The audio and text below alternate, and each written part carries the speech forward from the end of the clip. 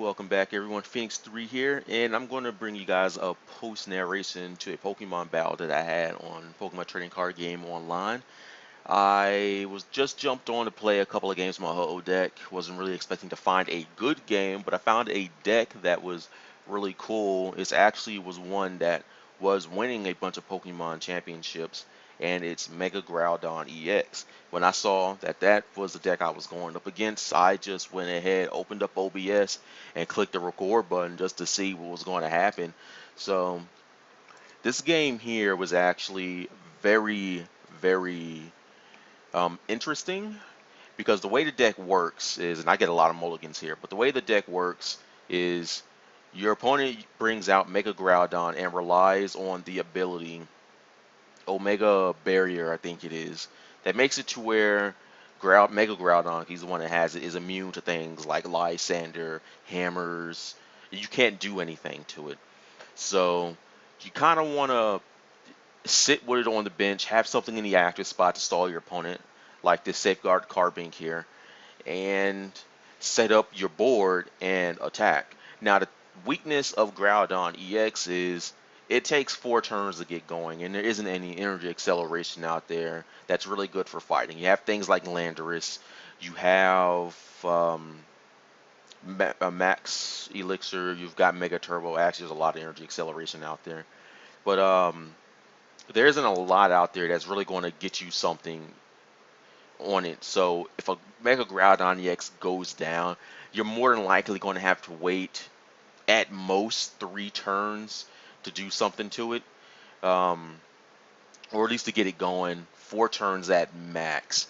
I mean, you can get it out in like 2, but that's not very likely. So my opponent has the best start you can hope for. You know, Karina makes fighting decks incredibly consistent. So I'm debating here what I want to do. I should have waited before playing down the stadium because I was just going to grab another Ho-Oh EX anyway and something else. So I probably should have just placed it on the one I'm going to bench simply because I expect to lose this Ho-Oh EX right here. I mean, there's no reason to invest in it. And I decided to grab another side duck because I know how powerful this deck is. And if he Lysanders out, my only Golduck break, then that's obviously going to cause a problem. But I just go ahead and attach the water energy and the experience share down just so I can kind of preserve any energy that I might lose. And I get a really good max elixir there. I didn't get an energy I already have in place, so that was really good. So I'll just go ahead and end my turn.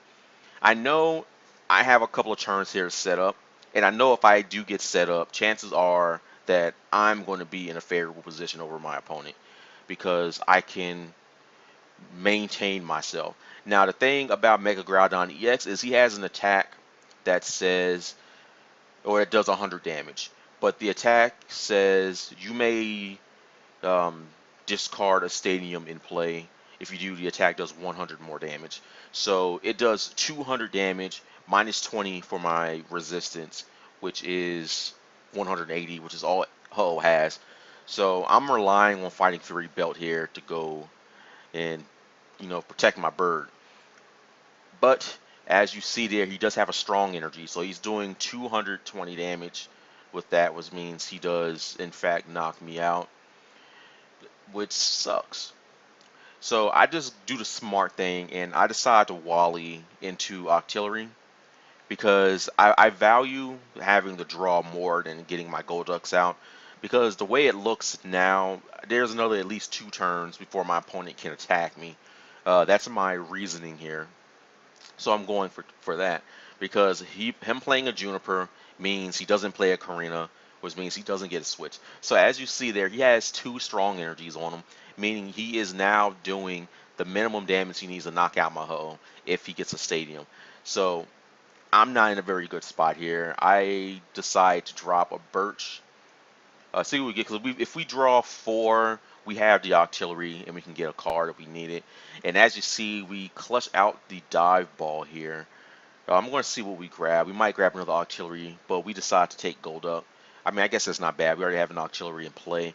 And I decide to evolve the one without the experience share, because I don't want to place all my eggs in one basket. You know, if I evolve the Psyduck with the experience share, then I potentially lose one Pokemon because now he takes out my most setup Pokemon I need to gain my setup, and I lose everything. So now he has a choice to either knock out the Psyduck with the experience share or knock out my Golduck with nothing on it. And I'd rather him knock out my Golduck with nothing on it than lose my Psyduck.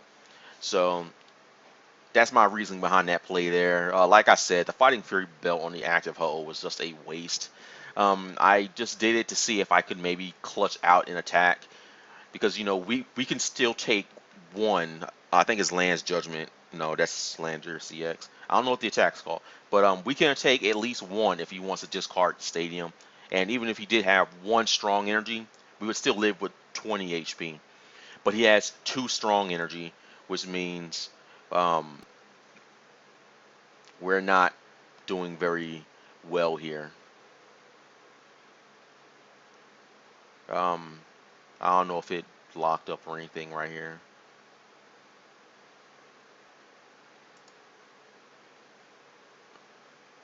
Yeah, it did lock up. So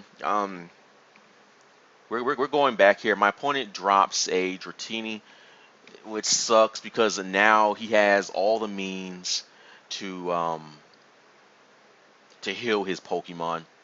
So I'm in the spot where it's like, okay, I got to figure out what to do here. So I'm checking his stadiums. I already see two in the discard pile. If he plays another one, then we lose another hoe. But I mean, it's not going to be that bad simply because we have a way to maintain some of our energy. We still have the experience share. But that doesn't change the fact that I'm going to have to evolve this Psyduck here up to a Golduck quite quickly if I'm going to want to do anything. So, do I play the energy first or the N? Okay, so I have to play the N because I'm looking for another energy here. I don't want to have a bunch of grass and play in. We get a fire and a water energy, so we we can do stuff. I have a stadium. I'm obviously not going to play it because well he gets damage on me. I want him to have the stadium. But that Dratini is actually going to be my prime concern here. So I'm going to start targeting that down because if he gets a Dragonite out, he heals this Groudon, and it's just not good for me.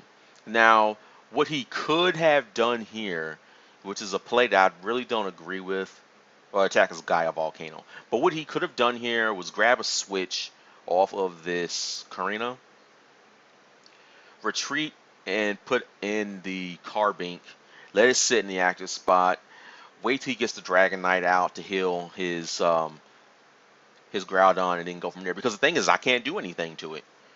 That's what he should have done. Groudon's primal trait makes it immune to things like Lysander, so I can't bring it out.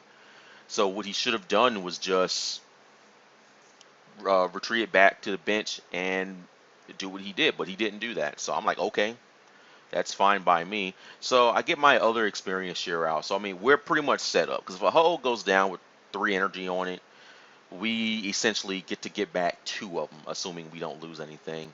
So I'm just checking my resources to see what I have available to me. Checking my opponent, see what he has. I looked at his deck at the end of the video and find out that he does in fact have 6 stadiums in his deck. So at the time of this recording here, I didn't know any of that, but I'm just sitting here hoping he doesn't have anything. So I get a bunch of max elixirs and I draw 2 energy in my hand. So I mean, I'm just going to play it, see what I get, and we get an energy. Hopefully I grab the water. Okay, I do because that's the one I don't have much of in play right now. And we're just going to play the other one as well because why not? And we get another energy. So we got 2 really good max elixirs. We accelerate our board a lot. But I don't have another Pokemon down I can attack with, which sucks. But we do get 2 prizes this turn, which is what I want. We end our opponent down to 4 cards. He played 1, so he now has 3. And we're going to Purifying Fire. I want to do that first before I forget. Because now, the way things are now, I knock out his only attacker he has already. And he can't knock me out in return. So I'm comfortable where I'm at. I don't have to play that max potion yet. Because it's going to be at least another, 2 turns at least before my opponent can attack me again. And that's where I kind of want everything at. So still worrying about this. So we attack it. We had some lagginess going here. I think it was because I just opened up OBS mid match and the computer just wasn't having it at the time. Um, we're just gonna go back here just so you can see what happened. So I attack Elemental Feather. It's gonna knock out the Groudon EX and put 30 on the Dragonair. You know, I want to knock that thing out because what my opponent's going to have to do here is either evolve it just to prevent me from taking a prize, or they're going to have to sacrifice it. So that's kind of what I've been doing. I don't want to give my opponent any options to heal his Pokemon. So there's a Mega Turbo right there. So that's 2 energy down. He could either play another Mega Turbo or Anatax. He discarded. He had his switch in his hand, so I don't know why he just didn't, try to save the Primal Groudon because I couldn't do anything to it. At most I could do is try to snipe it, and I'm not sniping out a Mega Groudon before the Dragonite comes out because he plays 2 of them, so he had to have had one. So that was just kind of a mistake on my opponent's part.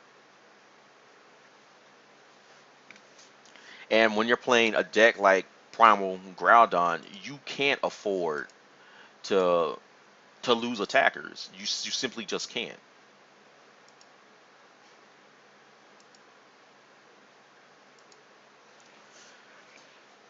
And that's actually the problem that the Groudon deck was having, is that when you get your one Groudon out, you are good. It is not going down. But if it does go down, you can't do anything.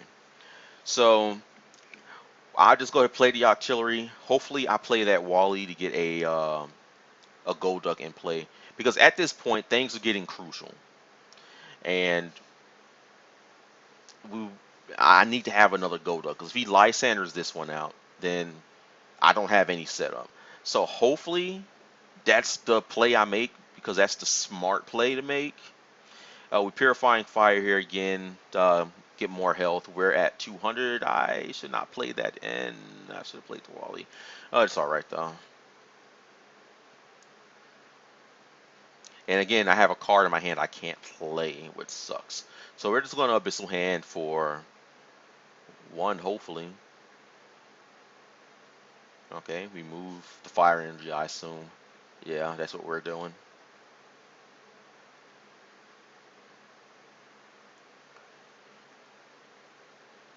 Abyssal Hand, right? Yeah, there you go. So it's actually really interesting watching your videos back, because you get to see the mistakes that you made. I probably should have played the Wally. I mean, there was no reason to play the end. I had no reason to play that. But we do knock out the Dragonair if we take another prize. So we don't have to worry about that. Because if another one does want to come out, it's going to be at least 3 turns where you can do something. So I'm at least comfortable where I'm at. And we have another strong energy here. So he's knocking out my hoe in 1 hit if he can get into the active spot. And I think he only played 2 switches, which means he lost one, which means I have a turn to do pretty much whatever I want. I get into 3, but it doesn't matter because I have a bunch of auxiliaries. And I see a Wobbuffet. Now, I have an interesting play I can make here. I can Lysander around something. I just go ahead and play the Super Rod to get my, because I need to have another Pokemon on the bench, regardless if it's Ho-Oh or Lugia. I mean, it doesn't really matter. I need another basic down here I can do something with. So I'm trying to decide, what do I want to do. I have shenanigans here with Lysander. I can Lysander out the Wobbuffet just to knock it out, because Wobbuffet can create a situation where I can't move my energy, and I would much rather be able to move my energy now, or at least knock it out while my Pokemon are healthy, and not be forced into a situation where I need to be able to do that. But I decided to just Lysander out um, the Groudon EX because he can't move it, and if he doesn't, that's at least 2 prizes I get to take. And I still have a Versus Seeker, so I can always take a prize here on the Wobbuffet if I need to. So I just go ahead and attach the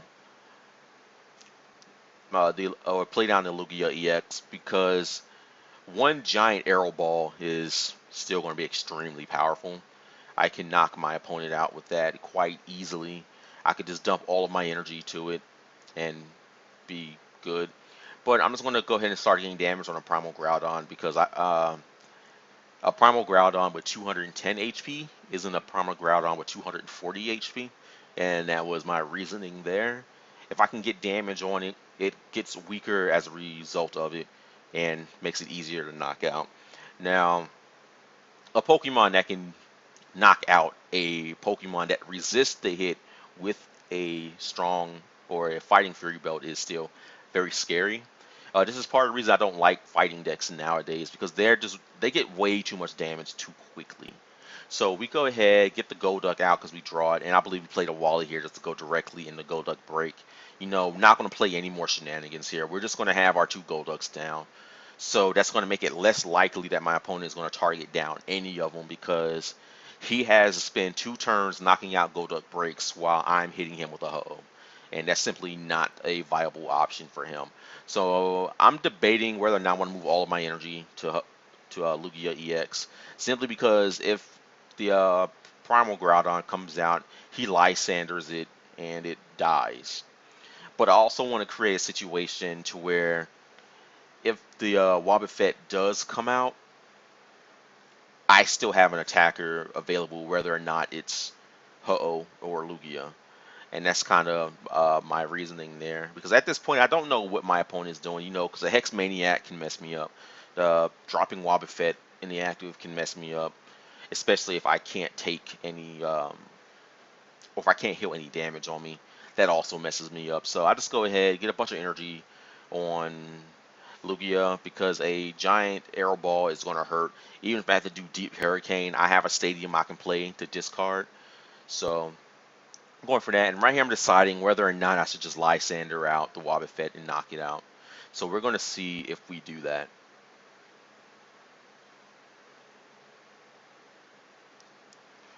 So do we Lysander out the Wobbuffet? Oh, we can't because we already played one. But I guess that's what I would have done right there.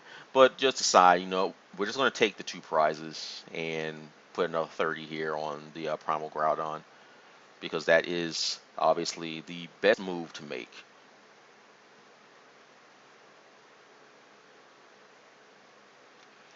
Take our 2 prizes. We got one left. So we grab a water energy and a lightning energy. So, I mean, we prize a lot of useful cards we could have used. I would have liked to have the energy in my deck, especially considering Ho-Oh takes 3 different types of energy. I kind of want all of them available to me.